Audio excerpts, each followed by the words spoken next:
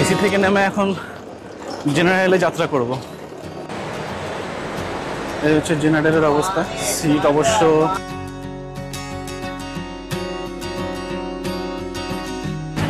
শিলং যাওয়ার জন্য অনেকগুলো রাস্তা আছে।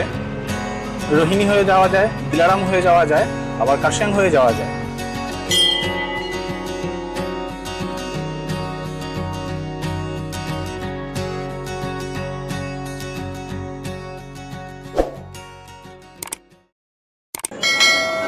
সকলকে স্বাগত আরও একটা নতুন ব্লগে। শুরু করছি শ্রী চৈতন্য মহাপ্রভুর জন্মস্থান নবদ্বীপ ধাম থেকে। নবদ্বীপ থেকে আজকে আমাদের গন্তব্য হচ্ছে শিলিগুড়ি। নবদ্বীপ থেকে আমরা 13145 কলকাতা রাধিকাপুর এক্সপ্রেসে যাত্রা করব। এই ট্রেনে আমাদের যাত্রা হবে মালদা পর্যন্ত। মালদা থেকে আমরা 13149 কাঞ্চনকন্যা এক্সপ্রেসের টিকিট করেছিলাম শিলিগুড়ি পর্যন্ত, কিন্তু শিলিগুড়িতে যাওয়ার যে কাঞ্চনকন্যা এক্সপ্রেসের টিকিট আমাদের কনফার্ম হয়নি। 2 মাস আগে টিকিট কেটেছি, তারপরেও টিকিট কনফার্ম হলো না। টিকিট কেটেছিলাম ওয়েটিং 12, কিন্তু 4-5-এ এসে আটকে গেল। আর যেহেতু টিকিট আমাদের কনফার্ম হয়নি, তো আমাদের নিতান্তই মালদা থেকে আজকে যাত্রা করতে হবে জেনারেলে। তো জেনারেলের যাত্রা কেমন হয় দূরপাল্লার ট্রেনে, আজকে তোমাদের সেটাই দেখাবো। চলে এসছে আমাদের ট্রেন 13145 কলকাতা রাধিকাপুর এক্সপ্রেস। আচ্ছা, বেশ ভালো। এই ট্রেনটার কোচ হচ্ছে LHB, আর এই ট্রেনে আমাদের কোচ নাম্বার হচ্ছে B2 থার্ড এসি। এখান থেকে মালদা পর্যন্ত আমাদের থার্ড এসিতে ভাড়া পড়লো 505 টাকা।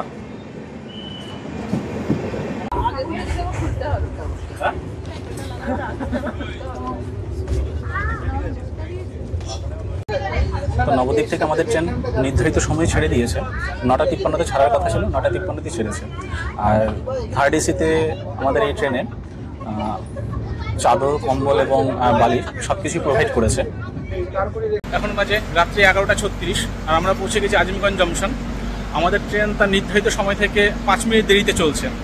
আর জল শেষ হয়ে গেছে, তাই নিচে নেমেছে একটু জল পেতে, কিন্তু আশেপাশে কোথাও কোনো কিছু দেখছি না জল নেওয়ার মতো। তো আশেপাশে সব ফাঁকা, কিছুই নেই, কোনো দোকানও নেই যে একটা জল নেব। সময় ঘড়ি বলছে রাত 2:25, আর আমাদের ট্রেন মালদা টাউন স্টেশনে নির্ধারিত সময়ের থেকে 5 মিনিট আগেই পৌঁছে গেছে।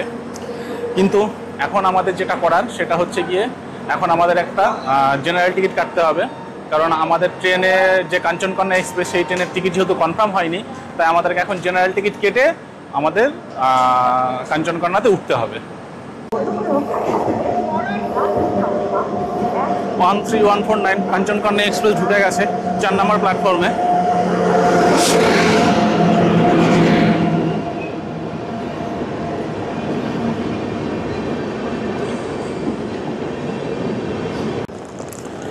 এসি থেকে নেমে এখন জেনারেলে যাত্রা করব। তবে চিন্তার বিষয় একটা, সিট হয়তো পাবো না বসার, কিন্তু কিছু করার নেই, এভাবেই যেতে হবে দাঁড়িয়ে দাঁড়িয়ে।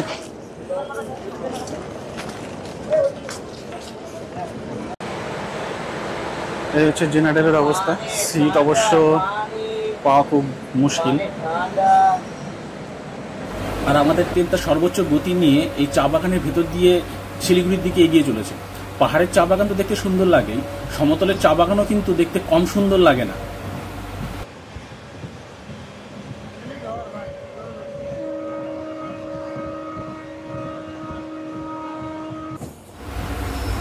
আর এখানে দাঁড়িয়ে আছে আমাদের ইন্ডিয়ান রেলওয়ের পাওয়ারফুল ডিজেল লোকোমোটিভ WDP-4, যেটা একটা মেমো ট্রেনকে পুল করছে।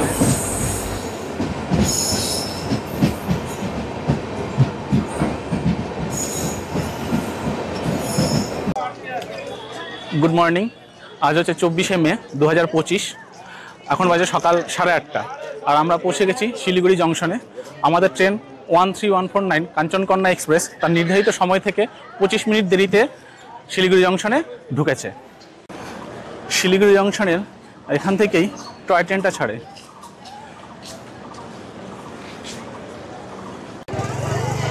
তো আমরা এখন পৌঁছে গেছি শিলিগুড়ি ট্যাক্সি স্ট্যান্ডে। আর এখান থেকেই দার্জিলিং গ্যাংটক যাওয়ার গাড়ি পেয়ে যাবে। আর এখান থেকে আজকে আমরা যাব হচ্ছে শিটং। আমাদের গাড়ি রিজার্ভ করা আছে, আমাদের গাড়ি চলেও এসছে।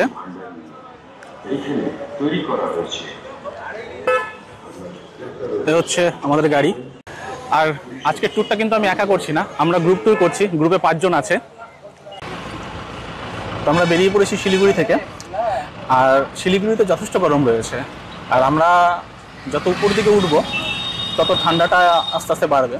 আর যারা যারা গ্রুপ পার্টনার আজকে রয়েছে ট্যুরের, ও একদম পেছনে রয়েছে শুভেন্দু, এদিকে পপি, এই যে জয়, আর রয়েছে ফোনে কথা বলছে আমার অর্ধাঙ্গিনী পূজা। আর শিলিগুড়ি থেকে একটুখানি বেরিয়ে পড়ার পরই আমরা এরকম সৌন্দর্য পেয়ে গেলাম। রাস্তার দুধারে এরকম গাছ থাকলে তার সৌন্দর্য আলাদা হয়। আমরা হিলকাট রোড ধরতে ধরতেই চারিদিকের প্রকৃতিটাই বদলে গেল।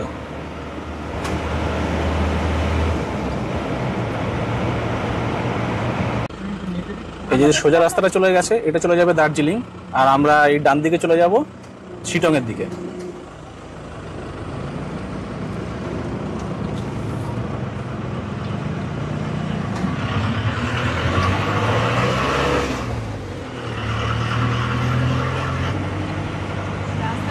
শিটং যাওয়ার জন্য অনেকগুলো রাস্তা আছে, রোহিণী হয়ে যাওয়া যায়, দিলারাম হয়ে যাওয়া যায়, আবার কার্শিয়াং হয়ে যাওয়া যায়, কিন্তু এটা হচ্ছে কি আমরা যাচ্ছি শিবখোলা হয়ে।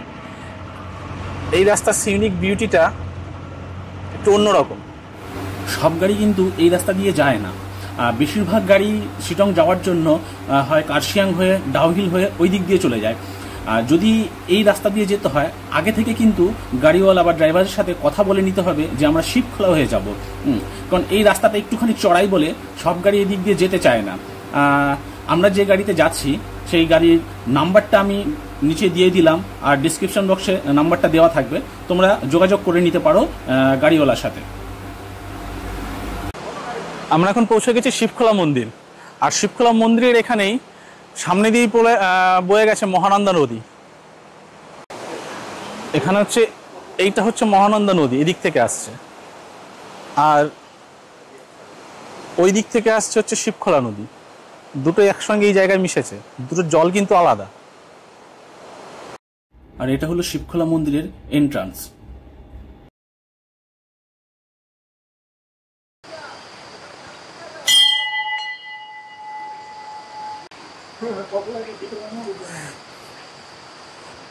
এটা হচ্ছে শিবখোলা মন্দিরের ভেতরটা। এখানেই আছে গৌতম বুদ্ধের একখানা মূর্তি। আর এই মন্দিরের ভেতরটা কতটা সুন্দর, পরিষ্কার পরিচ্ছন্ন, আর খুব শান্ত এবং নিরিবিলি।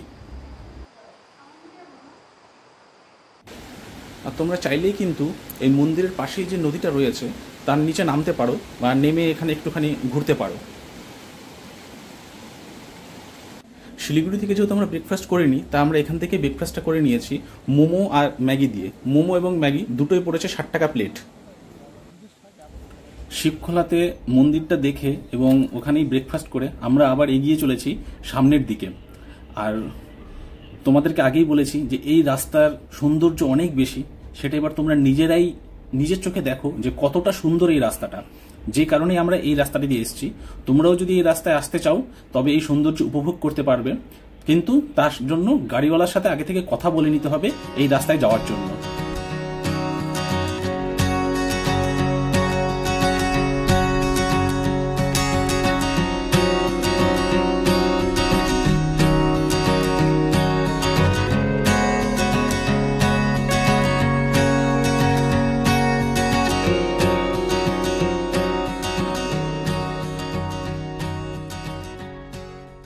আছি আমরা মাহালদিরাম টি স্টেটে। মানে দারুণ, এক কথায় বলতে গেলে এর চারিদিকের যে প্রকৃতির দৃশ্য অনবদ্য, এক কথায় অসাধারণ। আর এত সুন্দর ল্যান্ডস্কেপ এবং চা বাগান আর তার সাথে পাহাড়কে উপভোগ করতে হলে অবশ্যই আসতে হবে মাহালদিরাম টি স্টেট।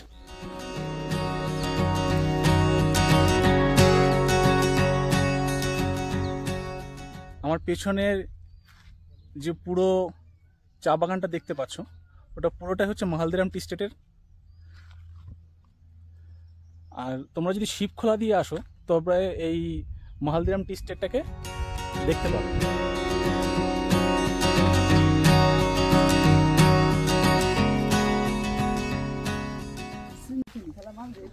আর শিটং ঘুরতে এসে যদি শিবখোলা রোড হয়ে আসো, এই মাহালদিরাম টি স্টেট না দেখলে বড় মিস করবে। এখান থেকে চা বাগান আর যে ভ্যালিটা নিচের অসাধারণ লাগে দেখতে।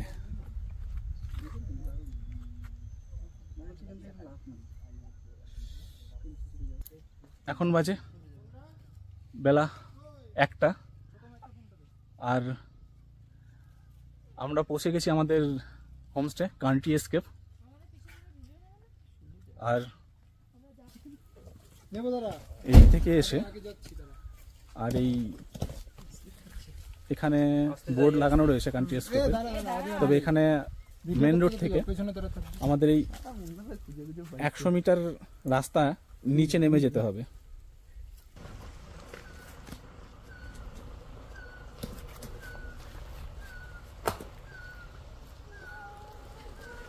আমরা যে হোমস্টেতে রয়েছি কান্ট্রিজ এসকেপ হোমস্টে, এটা কিন্তু সিনচেল ওয়াইল্ড লাইফ স্যাংচুয়ারির মধ্যে। এখানে কিন্তু ওই একটাই হোমস্টে রয়েছে। আর শান্তনুদার সাথে কথা হয়েছিল, শান্তনুদা বলছিল এখানে নাকি চিতাকে স্পট করা যায়, এটা ওদের এরিয়া।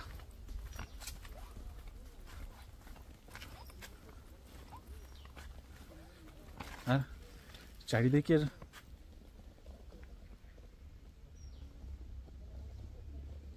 ভিউটা দেখো, কি অসাধারণ না? দারুণ লাগছে। আমার তো এইটুকু 100 মিটার রাস্তা যেতে যেতেই গা ছমছম করছে।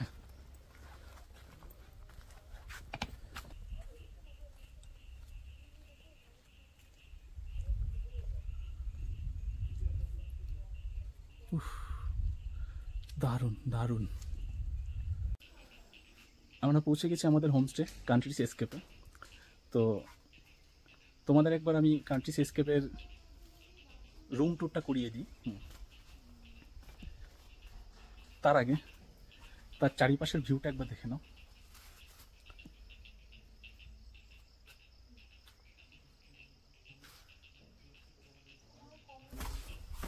আর এখানে শান্তনুদার একটা মেন অ্যাট্রাকশন, এটা হল এরিয়া। এখানে বসে অনেকজন আড্ডা দেওয়া যাবে। আর এইটা, এই টেলিস্কোপটা, এটা হচ্ছে এখানকার শান্তনুদার মেন একটা অ্যাট্রাকশন। এক্সাইটেড আছি এটা দিয়ে দেখার জন্য। আর রুমের ভিউটা একবার আমাদের দেখিয়ে দিই। আমাদের রুম হচ্ছে এইটা। এখানে একটা সিঙ্গেল বেড, এখানে একটা ডবল বেড, একটা ওয়ার্ডরোব রয়েছে, আর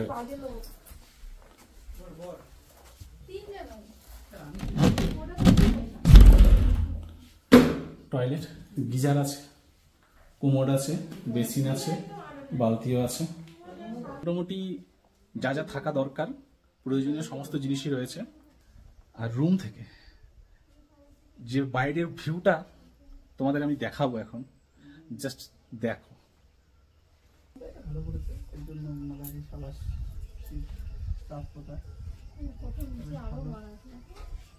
কি দারুণ ভিউ। রুম থেকে বেরিয়েই এরকম ব্যালকনি পাবে, আর দুটো চেয়ার রয়েছে বসার জন্য। এই বসে বসে এখানেই সুন্দর বাইরের দৃশ্যটাকে উপভোগ করা যাবে।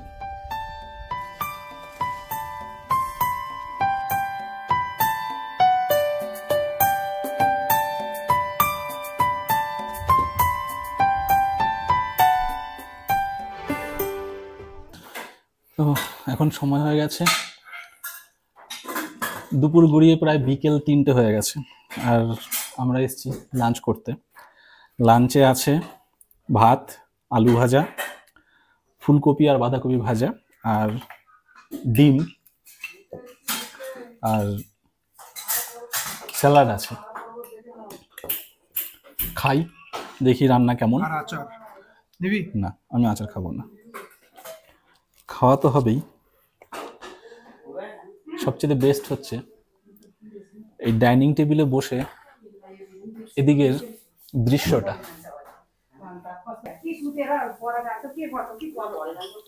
যথেষ্ট ভালো খাবার। অ্যাকচুয়ালি হোমস্টের খাবারগুলো খুব ঘরোয়া খাবার হয়। তো এই দিক দিয়ে এখন আকাশটা একটু পরিষ্কার হয়েছে, রোদ উঠেছে, তাই একটু নিচের দিকে যাই। এই যে আওয়াজটা শুনতে পাচ্ছ, প্রকৃতির যে এই আওয়াজ, এরকম একটা শান্ত পরিবেশ, এই জন্যই তো আসা।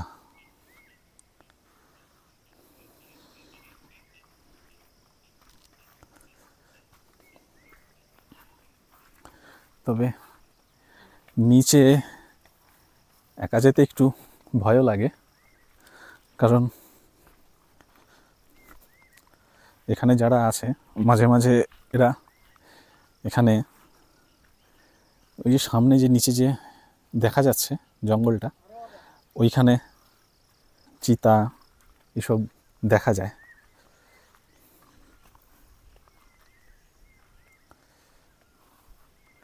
আমি এখন অতটা নিচে যাব না।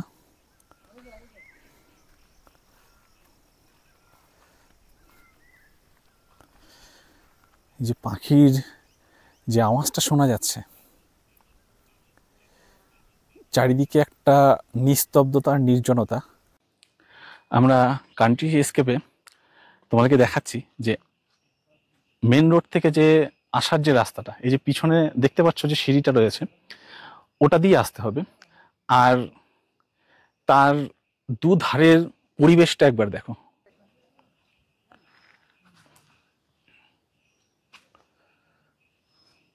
দেখেছো, দুধারে এরকম জঙ্গল, আর এই জঙ্গলটা কিন্তু পুরোটাই সিনচার্স ওয়াইল্ড লাইফ স্যাংচুয়ারির ভেতরে। হ্যাঁ, আর এখানেই কিন্তু চিতায় দেখতে পাওয়া গেছে বেশ কয়েকবার।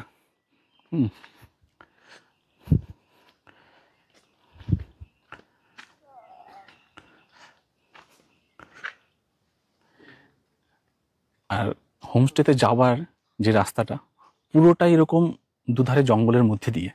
হ্যাঁ, আর কেনই বা চিতা থাকবে না? দেখেছো কিরকম জঙ্গল। দিনের বেলাতে এখানে কেমন গা ছমছমে একটা ব্যাপার। হোমস্টেতে যারা ছিল তারা বলল যে পরশুদিনই একটা চিতা দেখা গেছে। দেখেছো জঙ্গল। আমার কিন্তু বেশ লেগেছে। তবে যারা ওয়াইল্ড লাইফ ফটোগ্রাফার ভালোবাসো এবং মানে পাখিদের ভালোবাসো, তারা অবশ্যই এখানে একবার আসবে। আশা করি ভালো লাগবে। এখন বাজে বিকাল 4:30, আর কান্ট্রি এস্কেপে আমরা অনেকটা সময় কাটিয়ে বিকেলবেলা নিচে চা বানে একটু ঘোরাঘুরি করলাম, সামনেই ফরেস্টও একটুখানি গিয়েছিলাম। তো এখন সানসেট তো দেখতে পারিনি কারণ আকাশ মেঘলা। হ্যাঁ, কান্ট্রি এস্কেপের যিনি ওনার শান্তনুদা, আমি ওনার নাম্বারটা ডেসক্রিপশনে দিয়ে রাখছি, আর স্ক্রিনের মধ্যেও থাকছে। এখানে দুপুরের লাঞ্চ থেকে শুরু করে সন্ধ্যাবেলা স্ন্যাক্স, রাতের ডিনার আর পরের দিনে ব্রেকফাস্ট, এগুলো নিয়ে এখানকার পার হেড কস্ট পড়ছে 1,500 টাকা। যদি তোমরা কেউ আসতে চাও, নিচের দেওয়া নাম্বারটাতে কন্ট্যাক্ট করে অবশ্যই এখানে আসতে পারো। চলে এসেছি রাতে ডিনার করতে। ডিনারে আছে চিকেন, ভাত আর ভেন্ডি। খেয়ে দেখি টেস্ট কেমন। হ্যাঁ, আর এখানে স্যালাডও রয়েছে, আর পাঁপড় আছে, আর আছে ডাল। খাই, খেয়ে দেখি টেস্ট কেমন। रान्ना पूरा एक क्लास। भाभी जी बहुत टेस्ट है सच में। बहुत अच्छा है সত্যি খুব সুন্দর রান্না হয়েছে। আমাদের ডিনারও কমপ্লিট হয়ে গেছে আর শরীরও খুব ক্লান্ত, তাই শুয়ে পড়তে হবে। কাল আমরা যাব শিটংয়ের সাইট সিন করতে। শিটংয়ে ঘুরতে এসে কী কী সাইট সিন করবে, কিভাবে করবে সেটা জানার জন্য দেখতে হবে আমাদের পরবর্তী ভিডিওটা। তার জন্য চ্যানেলটা সাবস্ক্রাইব করে বেল নোটিফিকেশানটা অন করে রাখো, যাতে পরবর্তী ভিডিওর নোটিফিকেশানটা তোমাদের কাছে সবার আগে পৌঁছে যায়। আজ এখানেই শেষ করছি। ভালো থাকবে সবাই, সুস্থ থাকবে, শুভরাত্রি।